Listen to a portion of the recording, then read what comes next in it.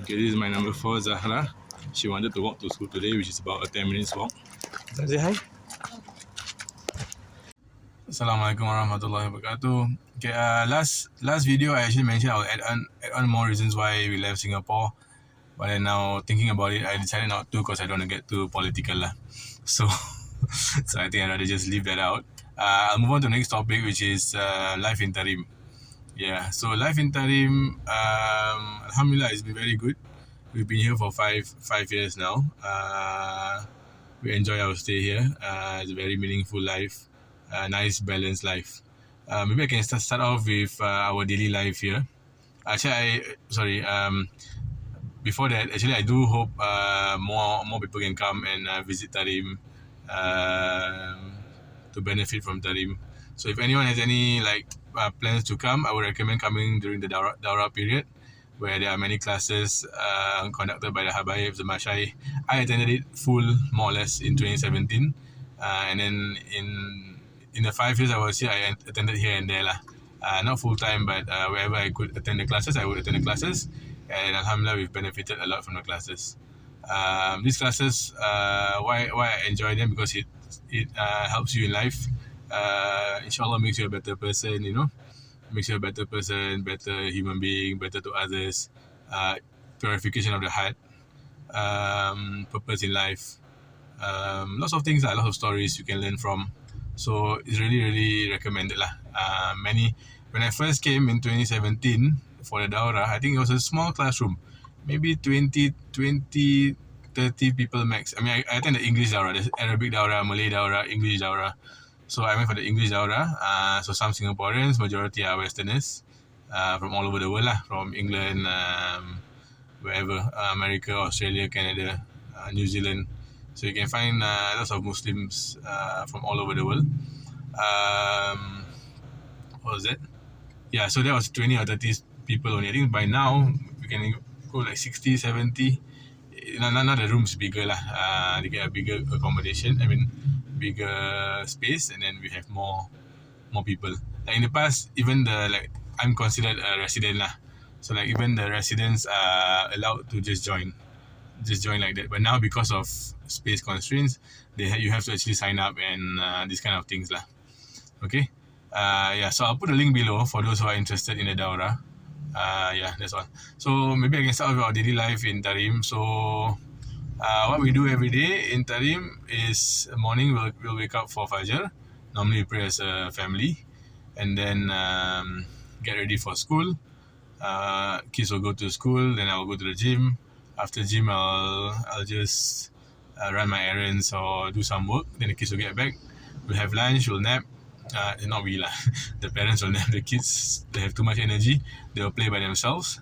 So while we nap, they'll play by themselves. After that, when I get up, I'll have tuition for 1.5 hours. And after tuition, we'll have family time. We'll read books together, or we have a hosh. Hosh is like a backyard kind of thing, like open space lah. So we should have bought many stuff there. Badminton, pickleball. Recently pickleball, playground, all kinds of things lah. We bought swimming pool recently also, monkey bar, swing, whatever lah. So we'll have outdoor play with the kids, and then Maghrib we will get back in. We do our Quran together. The kids will do their memorization, and then Isha I'll go to the mosque and I'll go for my class after Isha. So that's more or less it. Sometimes certain evenings my son, he has jiu-jitsu once a week, and then football he has twice a week. I mean, he plays football every day with his friends, but this is like the pitch astroturf kind of thing lah. So he has that. And for me, alhamdulillah, I play football once a week with the adults lah. Yeah. So that's more or less life in Tarim for our daily life. In terms of the country, in terms of the town, mashallah, people here are very nice. They're very welcoming. They're very humble people. I would say they're very humble people. They're not very well off. They're actually poor lah, you can say. But they are very grateful, contented people. Like when I hear around from the people, the locals are actually very poor. That some of them, they just eat rice and maybe some soup, no meat lah. So like recently we had Korban, right? The locals were very, very grateful. Thank you. I mean, alhamdulillah, jazakumullah khair for those who donated. Those who didn't know, next year inshallah we can have more people lah.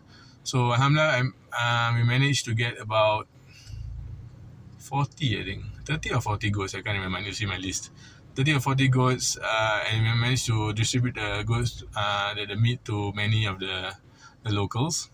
They were very, very grateful because most locals, they only get meat once a year. Yeah, so they're actually very poor people, but you don't see them complaining, you don't see them begging.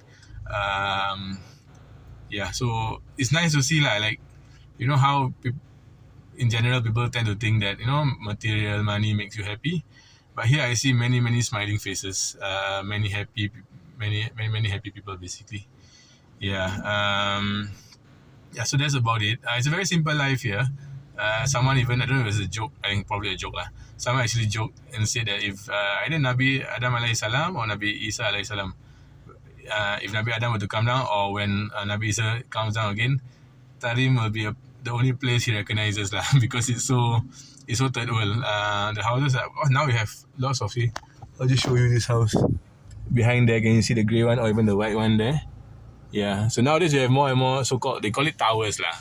They call it towers because it's like 9 stories, some even 12 stories. But in general, before these towers came out very recently, the houses were maximum 3 stories. Yeah, and the majority of them are mud houses. Now we're having more brick houses lah. Mud houses on the outside, it looks like, for example, this house, you see? This is it's a mud. Yeah, it's a mud. It's not a mud house. It's a brick house, but coated with mud. This one is mud house.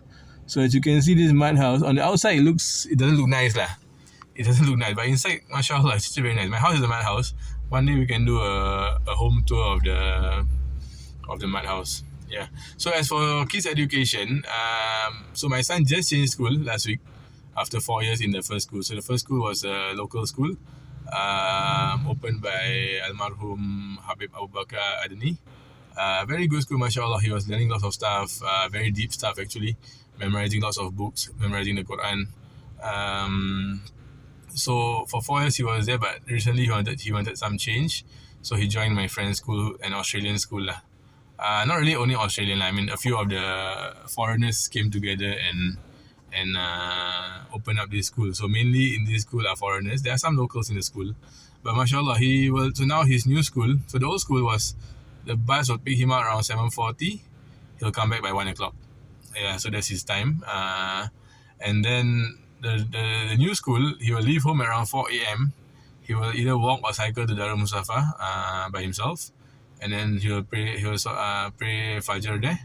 After Fajr, give salams to Habib, and everyone else in the musalla. They will form a long chain of to salam each other lah.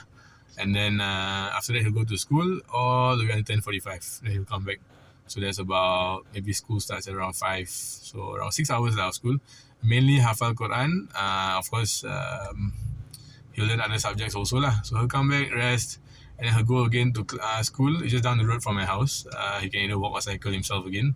So, but during the school, they have lots of playtime lah. Not say lots lah, but they have a playground in the school. They have outdoor activities, so they'll play football during their break time. They have like a flying fox. They have like a playground, slides, swings, that kind of thing.